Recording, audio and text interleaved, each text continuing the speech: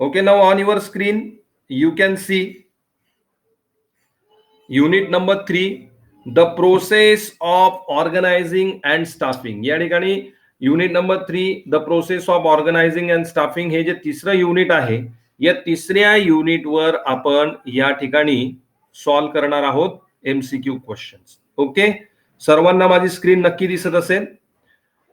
Number 1, आता या ठिकाणी पहिला जो प्रश्न आहे आपल्याकडे तो आहे, name the process of coordinate human effort, assembles resources and integrates both into unified whole to be utilized for achieving specified objectives.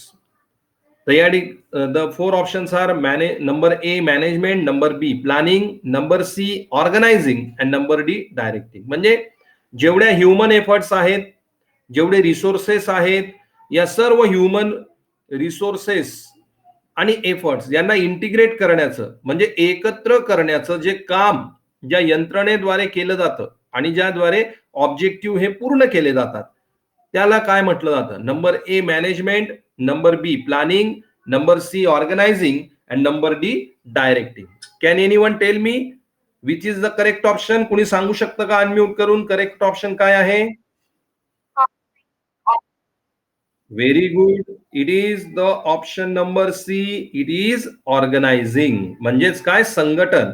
आता अवेलेबल जे रिसोर्सेस आहेत ते सर्व अवेलेबल रिसोर्सेस एकत्र करणे, त्यांच्या एफर्ट सुद्धा एकत्र करणे, याचं जे काम असतं याला काय म्हटलं जाणार आहे? This is called as the organising. म्हणजेच काय? दॅट इज द, त्याला आपण मराठीत म्हणतो संघटन. Okay, understood? So in this way it is the question number 1. then question number 2, पुढच्या प्रश्नाकडे जाऊया आपण. yes, हो, yes, now is it clear? आता बरोबर असेल. Next one, organising is a process by which the manager. Okay, संघटन ही अशी प्रक्रिया आहे की ज्या प्रक्रियेद्वारे मॅनेजर म्हणजे व्यवस्थापक काय करू शकतो? Number A establishes order out of chaos. म्हणजे जी गर्दी झालेली आहे त्या सर्व गर्दीवर, केऑस म्हणजे जो काही गोंधळ झालेला आहे त्या गोंधळावर योग्य ती ऑर्डर त्या ठिकाणी तयार करता येते संघटनाच्या माध्यमाने. Number B remove conflict among people over work or responsibility sharing. काम आणि कामाच्या संदर्भातली जे काही जबाबदारी असेल, या जबाबदारीच्या संदर्भात जर काही कॉन्फ्लिक्ट म्हणजे तंटा निर्माण झालेला असेल तर तो दूर करता येतो. समवन्स माईक इज ऑन, कुणाचा तरी माईक ऑन आहे, कृपया तो म्यूट करा, त्यामुळे माझा आवाज डबल येतोय. प्रत्येकाने खात्री करून घ्यायची की आपला माईक म्यूट आहे की अनम्यूट आहे. एव्हरीवन, जसं तुम्ही गुगल मीट मध्ये माईक हे म्यूट करत होता, कृपया तुमचा माईक हा म्यूट करा. Okay, now next, number C creates an environment suitable for teamwork. Teamwork साठी सुटेबल एन्व्हायरमेंट, वातावरणाची निर्मिती करणे. And number D all of the above. सांगू शकतो कोणी याचा answer? What is the correct answer? Very good, D all of the above. म्हणजे त्या ठिकाणी जो केऑस आहे, गोंधळ आहे, त्यावर नियंत्रण मिळवलं जाईल. त्याच प्रकारे जबाबदारी, कामाच्या संदर्भात जे काही कॉन्फ्लिक्ट असतील ते दूर केले जातील आणि टीमवर्क साठी एक चांगलं वातावरणाची निर्मिती केली जाईल. So the correct option is option number D, last one. Okay, now next number 3, question number 3 बघूयात आपण. It is define as framework within which managerial and operating task are perform. Okay, असं फ्रेमवर्क की ज्या ठिकाणी managerial त्याच प्रकारे operating task दोघही perform केले जातात, त्याला काय संबोधलं जाणार आहे, काय म्हटलं जाणार आहे? Number A span of management, number B organisational structure, number C informal organisation and number D none of the above. Can anyone tell me which will be the correct answer? सांगता येईल का कोणाला? मॅनेजरियल आणि operating task या दोघही perform केल्या जातात, त्याला काय संबोधलं जाणार आहे?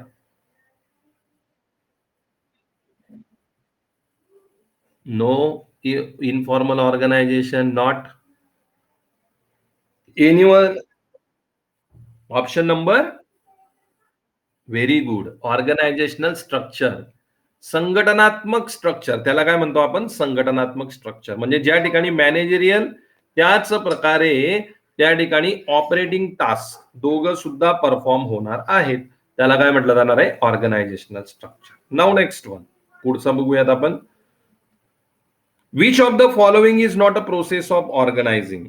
आता खालीलपैकी कुठलीही संघटनाची प्रक्रिया नाही, ऑर्गनायझिंग प्रोसेस नाही. ओके, ऑर्गनायझिंग प्रोसेस नाही. समजून घ्या प्रश्न व्यवस्थित. Number A, division of work. Number B, assignment of duties. Number C, grouping jobs. And number D, decision making. यापैकी कुठलीही ऑर्गनायझिंग प्रोसेस नाही, म्हणजे संघटनाची प्रक्रिया नाही, या चारींपैकी. Can anyone tell me what is that? Division of work is the organizing process. What is done first of all under the organizing? The work is divided in the different tasks. हा तर पहिला टप्पा आहे organising प्रोसेसचा, division of work. Organising मध्ये grouping jobs, that is also involved under the organizing process. Jobs are grouped and those jobs are assigned. Responsibility is given. That is called as the grouping of jobs. Any other? Very good. Option D, that is decision making. Decision making is not the process of organizing. निर्णय प्रक्रिया हा संघटनाचा भाग नाही. It is the special process. ही special process आहे decision मेकिंगची. Division of work, assignment of duties, grouping of job, this all the organising process. हे सर्व ऑर्गनायझिंग प्रोसेस आहे. म्हणजे काय? वर्क डिवाइड करणे, त्यानंतर ड्युटीज असाइन करणे, जे ग्रुप तयार करणे विविध जॉबचे, हे सर्व काय संघटनेची प्रक्रिया आहे. डिसिजन मेकिंग हे संघटनेमध्ये इन्व्हॉल्व नाही. It is the special process. ही वेगळी प्रक्रिया आहे. Okay, so the option is number D. Next one, process of interesting responsibility and authority and create accountability of a person who work has been given. Which work, sorry, that is not who, which work has been given, that is called as. म्हणजे एखाद्याला जबाबदारी देणे, त्या प्रकारे त्याला अधिकार देणे आणि त्या व्यक्तीला अकाउंटेबल बनवणे म्हणजे काय, हे कशात समाविष्ट आहे? Number one, delegation. Number B, centralisation. Number C, decentralisation. And number D, informal organisation. So which is the correct? Very good. Delegation म्हणजे हस्तांतरण, म्हणजे काय? जबाबदारीचं हस्तांतरण, ऑथॉरिटीचं हस्तांतरण आणि त्या प्रकारे अकाउंटेबिलिटीचं सुद्धा हस्तांतरण. याला काय म्हटलं जात असतं? Delegation of authority. हा मुद्दा आपण अभ्यासला होता युनिट क्रमांक 3 मध्ये, delegation of authority. So correct option is delegation. Very good. Dash dash is the process of grouping similar activities together and creating departments. Okay, टिंब ही अशी प्रक्रिया आहे की ज्यामध्ये सिमिलर ऍक्टिव्हिटीजचा ग्रुप तयार केला जातो आणि त्याद्वारे डिपार्टमेंटची निर्मिती होते. आता 4 ऑप्शन आहेत त्याचे. Number A, division of work. Number B, departmentalisation. Number C, delegation. And number D, centralisation. So which is the correct? Very good. Departmentalisation म्हणजे सारख्या ऍक्टिव्हिटी एकत्र केल्या जातात आणि त्याच्याद्वारे डिपार्टमेंटची निर्मिती केली जाते. म्हणजेच काय? Departmentalisation. Option number B. Very good. The next one, dash dash is the right to command. टिंब हा कमांड देण्याचा अधिकार आहे. Okay, number A, authority. Number B, responsibility. Number C, accountability. And number D, both B and C. So which is the correct option?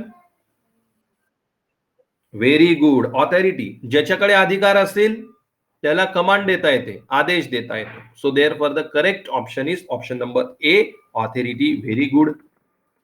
Okay, next one. पुढचा मुद्दा आपण पुढचा प्रश्न आपण बघूयात. Number 8. Organisation establishes relationship between. संघटनाद्वारे कशाची relationship तयार होते किंवा कोणामध्ये रिलेशनशिप तयार होते? नंबर ए, आता पहिला ऑप्शन बघू. People, work and resources. Number B, customer, work and resources. Number C, people, work and management. And number D, customer, work and management. तर संघटनामुळे यापैकी कुठली रिलेशनशिप तयार होते? Which is the correct? Then any other option? अजून काही? एक आणि सी उत्तर दिलंय, दुसरं कोणी काही सांगू इच्छिता अजून option?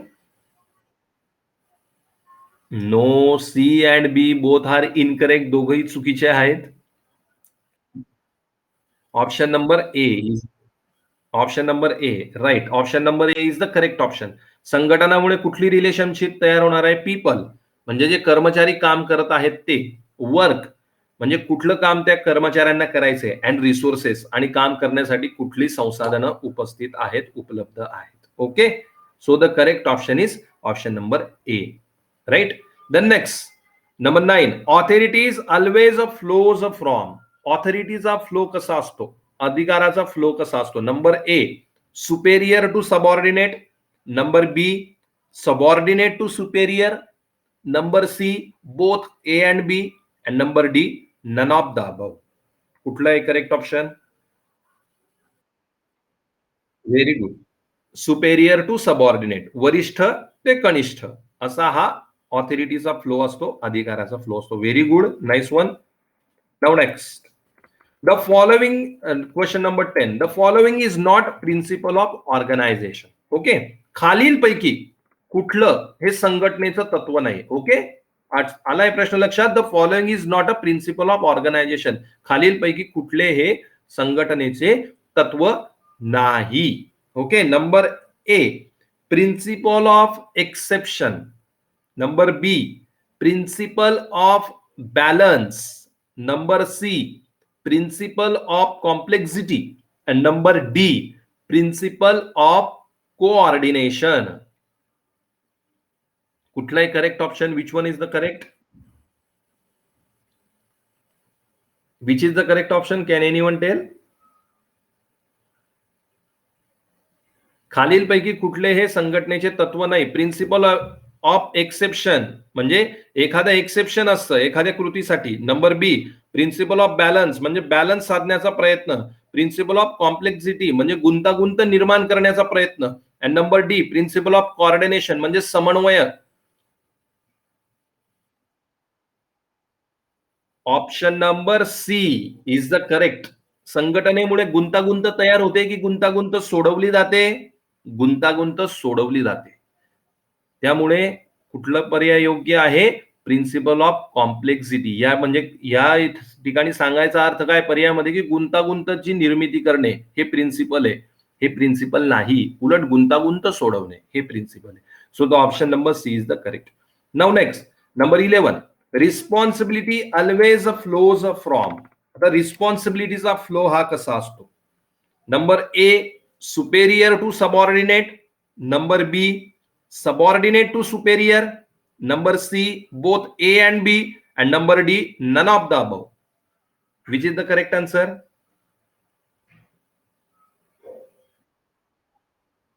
Very good. Number B, subordinate to superior. रिस्पॉन्सिबिलिटीचा फ्लो कसा आहे? सबऑर्डिनेट टू सुपेरियर म्हणजे कनिष्ठापासून वरिष्ठापर्यंत. उलट जसा ऑथॉरिटी हा सुपेरियर टू सबऑर्डिनेट, तसा रिस्पॉन्सिबिलिटी हा subordinate to superior. Very good. Then next, number 12. Whose definition on authority is? आता ऑथॉरिटीची ही डेफिनेशन कोणी दिली? Authority is the right to give orders and power to exact obedience. म्हणजे authority हा असा अधिकार आहे की ज्यामुळे ऑर्डर आणि पॉवर देण्याची क्षमता निर्माण होते.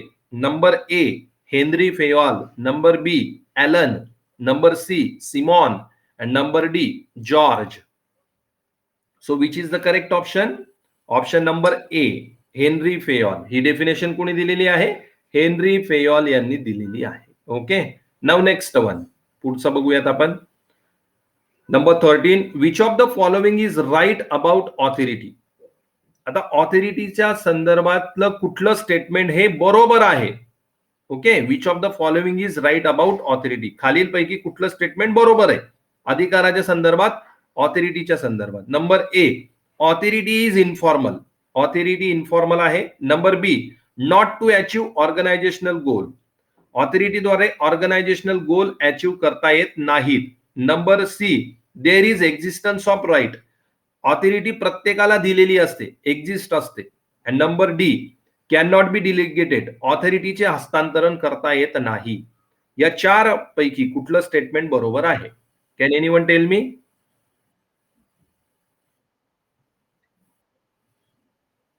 Number A, the correct one is number A. Authority is informal.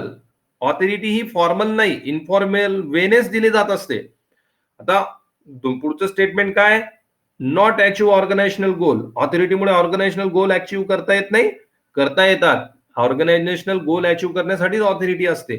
There is existence of right. प्रत्येकाला ऑथॉरिटी मिळालेली असते का? नाही, प्रत्येकाला नसते मिळालेली authority. And cannot be delegated. ऑथॉरिटीचे हस्तांतरण करता येत नाही का? करता येते, वरिष्ठापासून कनिष्ठापर्यंत. So the right statement is what? Authority is informal. Authority informal आहे. Then next one, number 14, which among the following is not principle of delegation. खालीलपैकी कुठलं हे डिलिगेशनचं प्रिन्सिपल नाही, तत्व नाही? Number A, 14, a functional definition. Number B, पुढचं काय आहे? Number B, unity of command. Unity of command. त्यानंतर number C, remuneration. And number D, authority level principle. म्हणजे फंक्शनल डेफिनेशन म्हणजे संघटनेची व्याख्या करणे, डिलिगेशन म्हणजे युनिटी ऑफ कमांड, एक वाक्यता, जे काही कमांड असेल ती एकाच अधिकाऱ्याने दिले पाहिजे. रेम्युनरेशन म्हणजे त्यामध्ये योग्य रेम्युनरेशन समाविष्ट आहे. And number D, authority level principle. ऑथॉरिटीच्या संदर्भात विविध तत्व त्या ठिकाणी आहेत. So which one is the correct? सांगू शकतो कोणी करेक्ट ऑप्शन कुठलं आहे? Which is not a principle. या चौघांपैकी कुठलं हे प्रिन्सिपल नाही? Option number, option number C, remuneration. आता कुठल्याही प्रकारचा रेम्युनरेशनचा समावेश हा डिलिगेशन मध्ये नसतो.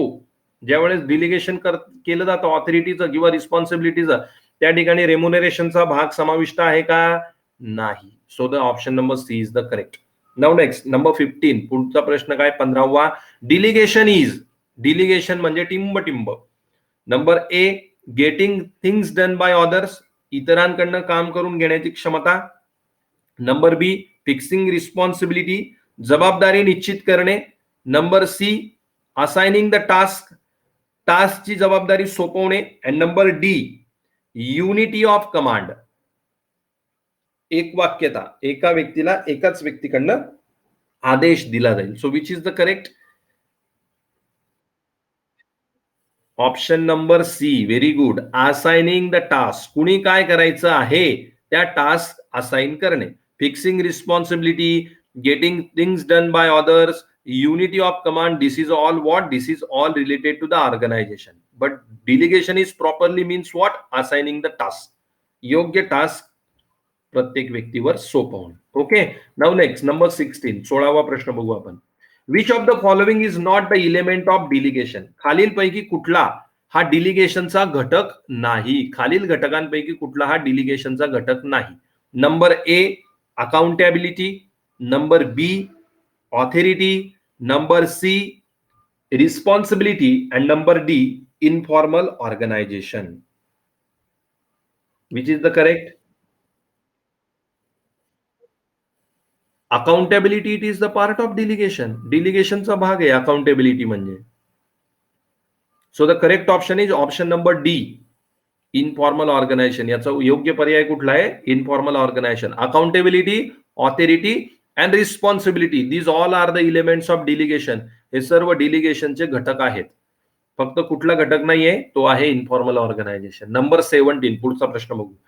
For delegation to be effective it is essential that responsibility be accompanied with necessary. ज्या वेळेस डिलिगेशन केलं जाणार आहे, म्हणजे हस्तांतरण केलं जाणार आहे, तर हस्तांतरण इफेक्टिव्ह होण्यासाठी रिस्पॉन्सिबिलिटी बरोबर अजून काय दिलं गेलं पाहिजे. ओके, जबाबदारी जशी दिली जाते, जबाबदारी सोबत अजून काय दिलं गेलं पाहिजे की जेणेकरून डिलिगेशन हे इफेक्टिव्ह होऊ शकेल. Number A authority, number B manpower, number C incentive and number D promotion. So which is the correct option? Very good. Number A authority. Responsibility सोबत ऑथॉरिटी म्हणजे अधिकार दिले गेले पाहिजे, त्यावेळेसच डिलिगेशन इफेक्टिव्ह होईल. फक्त डिलिगेशन दिलं, डिलिगेशन मध्ये फक्त रिस्पॉन्सिबिलिटी दिली आणि अधिकार दिले नाहीत, मग त्याचा काही उपयोग होणार आहे का? काहीच उपयोग होणार नाही. Okay, so the correct one number A. Now number 18, पुढचा प्रश्न बघू आपण. Number 18, the process of sharing authority by superior to subordinate is.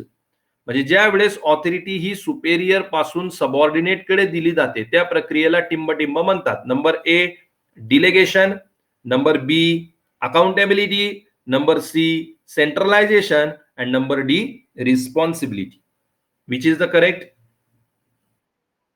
Very good. Number A delegation. म्हणजे ऑथॉरिटी ज्या वेळेस सुपेरियर कडनं सबऑर्डिनेट कडे दिली जाते, त्याला त्या प्रक्रियेला काय म्हटलं जाणार आहे? Delegation of authority. So correct option is number A delegation. Now next number 19, first step in organising is. संघटनामधली पहिली स्टेप कुठली, पहिली पायरी कुठली? Number A establishing authority relationship. Authority रिलेशनशिपची निर्मिती करणे. Number B coordination of activities, सर्व ऍक्टिव्हिटीजचा समन्वय साधणे. Number C grouping of jobs into departmentation, जॉबचं डिपार्टमेंटेशन मध्ये रूपांतर करणे. And number D division of work, कामाची विभागणी करणे. Which is the first step? आता या सर्व स्टेप्सच आहेत ऑर्गनायझिंग प्रोसेस मधल्या, पण यामधील पहिल्या क्रमांकाची स्टेप कुठली? So which is the correct option?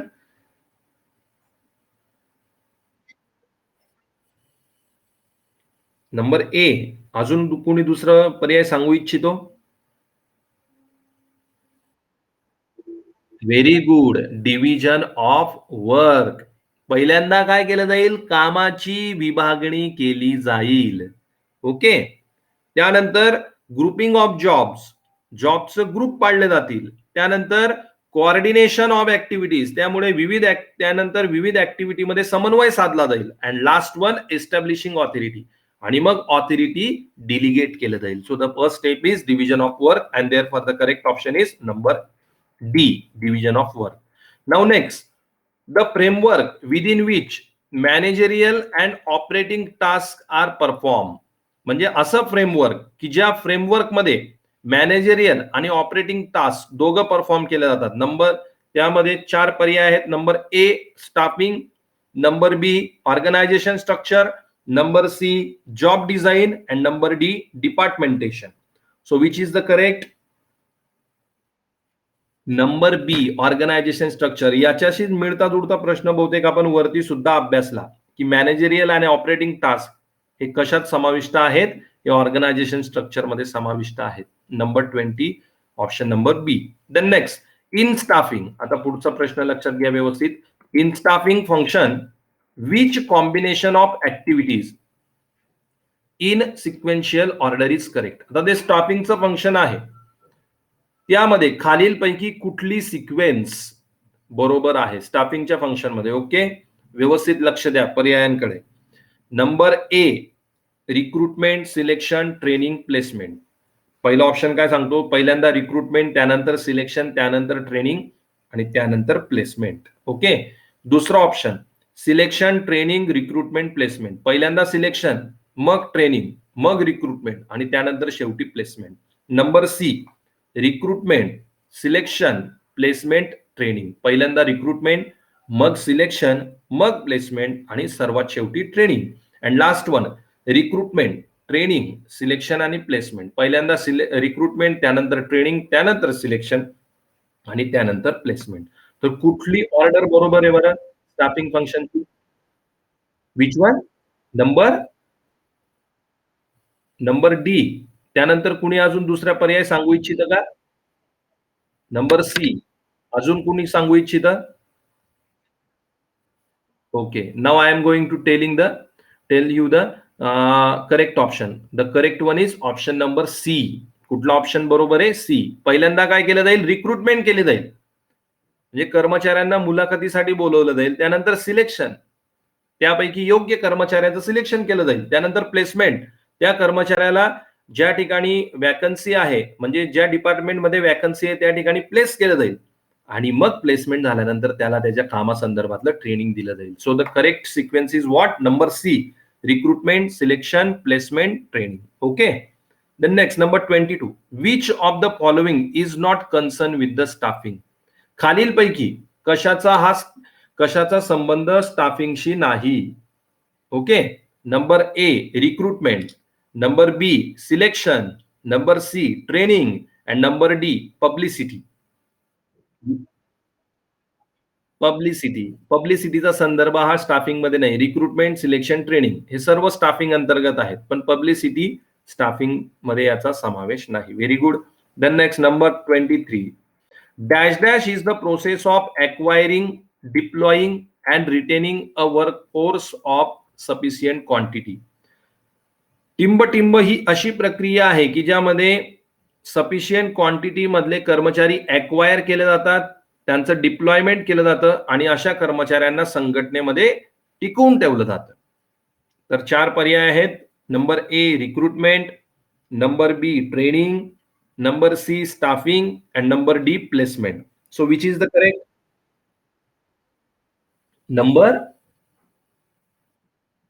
Number D placement. That is wrong.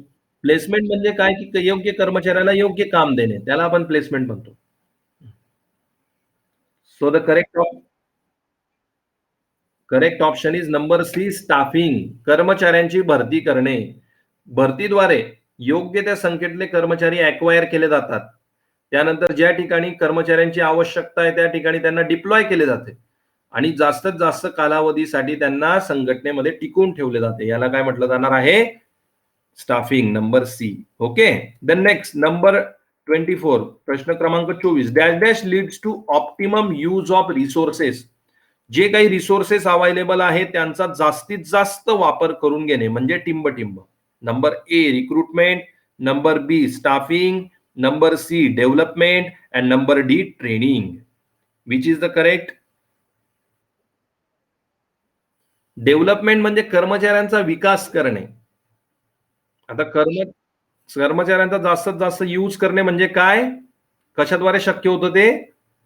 स्टाफिंगद्वारे. Number B is the correct one.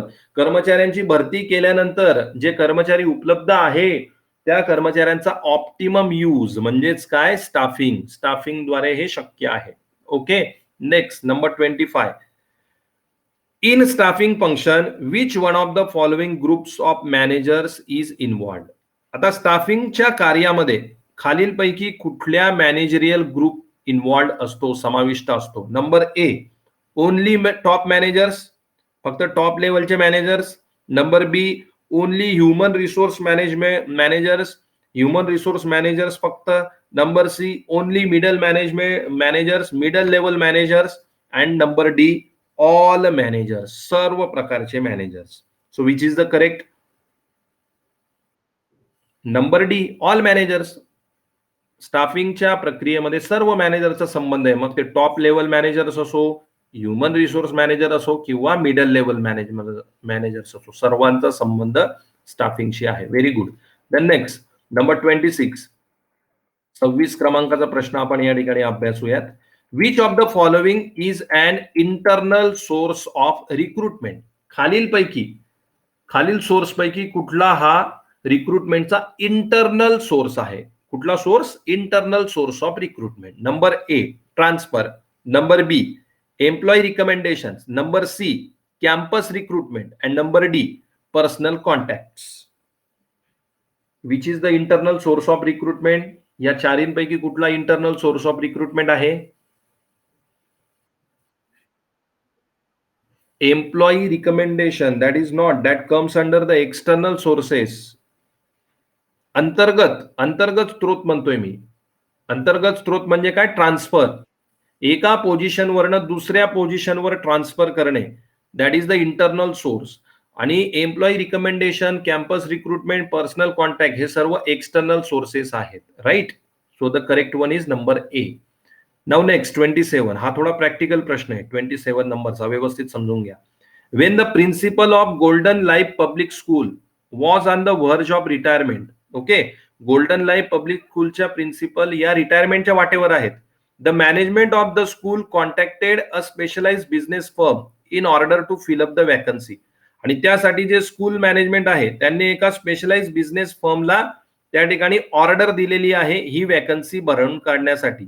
Identify the source of recruitment Bing use by the management. मग तुम्ही या identify करायचं आहे की कुठला सोर्स या ठिकाणी रिक्रुटमेंटचा कुठला सोर्स मॅनेजमेंटने या ठिकाणी चूज केला आहे, चॉईस केला आहे, निवडलेला आहे. Number A labour contractors, number B advertising, number C placement agencies and management consultants, and number D direct recruitment. Very good. Placement agencies and management consultant. आपल्याला प्रश्नातच उत्तर देऊन टाकलंय. काय म्हटलंय? The management of the school contacted a specialised business firm in order to fill up the vacancy. ही vacancy भरून काढण्यासाठी स्कूलचं जे मॅनेजमेंट आहे त्यांनी स्पेशलाइज्ड बिझनेस फर्म बरोबर कॉन्ट्रॅक्ट केला. म्हणजेच काय? That is the placement agency and management consultant. So the correct option is option number C. Very good. Now next question number 28. Process of attracting qualified person to apply for the jobs that are open is referred as. म्हणजे जे qualified person आहे त्यांना job apply करण्यासाठी attract करणे ही कुठली प्रक्रिया आहे? Number A training, number B recruitment, number C human resource management, and number D transfer. Which is the correct? No. Human resource management, that is wrong. ट्रेनिंगद्वारे attract करतो का आपण लोकांना जॉबला अप्लाय करण्यासाठी? No. So the correct option is number B recruitment. एखाद्या एखाद्या ठिकाणी जॉब वॅकंट असेल तर त्या ठिकाणी क्वालिफाईड पर्सनला अट्रॅक्ट करण्यासाठी ऍडव्हर्टाईज दिल्या जातात. त्या प्रोसेसला काय म्हटलं जातं बरं? रिक्रुटमेंट. कर्मचाऱ्यांची निवड करणे. ओके. Then next question number 29. पुढचा प्रश्न बघूयात आपण. Question number 29. Rearrange the following step of recruitment. आता या ठिकाणी रिक्रुटमेंटच्या आपल्याला 5 स्टेप दिलाय पण त्या सिक्वेन्स मध्ये दिलेल्या नाहीत. आपल्याला त्यांची योग्य सिक्वेन्स तयार करायची. ओके. आणि या 5 स्टेप आहेत. Number 1 searching, number 2 evaluation and control, number 3 planning, number 4 screening, and number 5 strategy development. आता या 5 प्रोसेस योग्य सिक्वेन्स मध्ये अरेंज करा आणि 4 पर्याय खाली दिलेले आहेत. त्या 4 पर्यायांपैकी योग्य सिक्वेन्स कुठली ते सांगा. एकदा बघा हा प्रश्न तुमच्या स्क्रीनवर आणि मग उत्तर सांगा.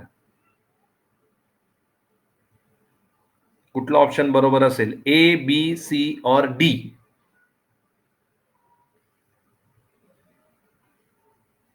ओके. ठीक आहे. मीच सांगतो उत्तर कारण की आपल्याला प्रश्नपत्रिकेत एवढा वेळ मिळणार नाही. पटकन उत्तर द्यायचं आहे आपल्याला. वेळ कमी असणार आहे. The correct option number B. Very good. Option number B. पहिल्यांदा काय येणार? नंबर 3 म्हणजे प्लॅनिंग. पहिल्यांदा प्लॅनिंग केलं जाईल की किती कर्मचारी आवश्यक आहे. Then number 5 strategy of development. मग स्ट्रॅटेजी तयार केली जाईल की हे कर्मचारी कसे मिळवायचे. त्यानंतर नंबर 1 सर्चिंग केलं जाणार. नंबर 4 स्क्रीनिंग म्हणजे जे कर्मचारी आलेले आहेत त्यांचे जे काही डॉक्युमेंट्स असतील त्या सर्व डॉक्युमेंटचं स्क्रीनिंग केलं जाणार. अँड नंबर सेकंड सर्वात शेवटी number second evaluation and control. आणि मग इव्हॅल्युएशन केलं जाईल आणि कंट्रोल केलं जाईल आणि मग त्यांची फायनली निवड केली जाईल. So the correct is option number B. And last one question number 30. शेवटचा प्रश्न. Which of the following is external source of recruitment, खालीलपैकी कुठला हा रिक्रुटमेंटचा एक्सटर्नल सोर्स आहे, कुठला external source? Number A promotion, number B internal transfer, number C advertisement and number D demotion. Which is option C advertising. Very good. The correct one is option number C advertisement. Promotion, internal transfer आणि advertisement, आणि त्या sorry promotion, internal transfer आणि demotion हे सर्व काय आहेत? हे internal sources आहेत. आणि यापैकी फक्त कुठला एक्सटर्नल सोर्स आहे? तो म्हणजे advertisement. Okay. So in this way today we have learn this 30 questions related to the unit number 3. अशा प्रकारे या 30 प्रश्नांचा अभ्यास आपण केलेला आहे युनिट क्रमांक 3च्या संदर्भात. ओके.